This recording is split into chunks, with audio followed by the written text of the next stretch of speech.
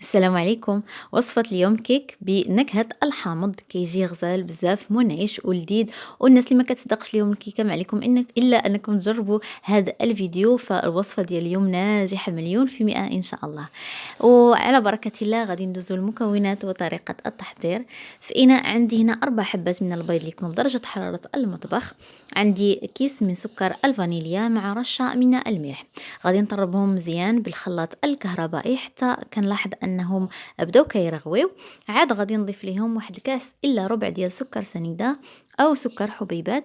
وغادي نستمر في الخفق على هذا الشكل بالطراب دائما على اعلى درجه حتى نحصل على هذا الخليط اللي كيكون ابيض وكثيف على هذا الشكل كيف ما كتلاحظوا معايا.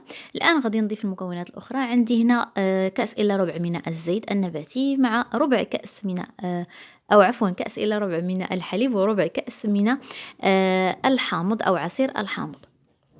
صافي غادي نخفق هنا غير على درجة تكون خفيفة.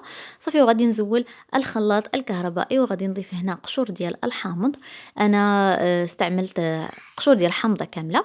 وغادي نضيف هنا الدقيق. بالنسبة للدقيق غادي نخلي لكم الكمية في صندوق الوصف.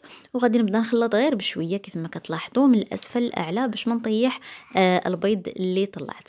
على هذا الشكل غادي نستمر وغادي نضيف الدقيق على 3 دفعات. في الدفعة الأخيرة غادي نضيف كيسين من خميرات الحلويات الوزن ديالهم 8 غرامات. صافي غادي نستمر هكا في الخفق حتى نحصل على قوام ديال الكيك ما يكونش يعني فيه الدقيق، يكون منسجم كامل على هذا الشكل. في الأخير كنتأكد أنه كل شيء الخليط ديالي منسجم بسباتيلا. وغادي نجيب هنا القالب ديال الكيك اللي مدهون بالزبده ورشيته ايضا بالكوك او جوز الهند. كنفرغ الخليط ديالي على هذا الشكل كيف ما كتلاحظوا ونحاول انني نسويه. الفرن عندي كيسخن على درجه حراره 150. كندخل الكيك ديالي للاسفل حتى كيطيب ويتحمر. عاد كنطلعو الفوق او عفوا عاد كنشعل ليه الفوق باش يكمل الطياب ديالو والتحمر ديالو. هنا من بعد ما كيدفى عندي الكيك غادي نجيب المربى ديال المشمش. الا كان عندكم النوعيه ديال المربى اللي كتكون جاريه كيكون من الاحسن.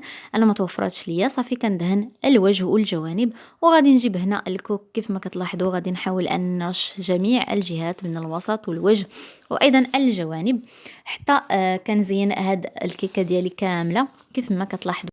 وصافي الكيك ديالنا كيكون موجود كنخليوه حتى كيبرد. عاد كنقدموه بصحه وراحه كيجي رائع بزاف. الناس اللي ما كينجح معاهم الكيك نتمنى انكم تجربوه لانه ناجح مليون في المئة ان شاء الله. نتمنى انكم تدعموني باللايكات وايضا بتعليقاتكم لانها كتزيد تحفزني انا نزيد نعطي المزيد والمزيد من الوصفات. نشكركم على المتابعه والى فيديو جديد قريبا ان شاء الله.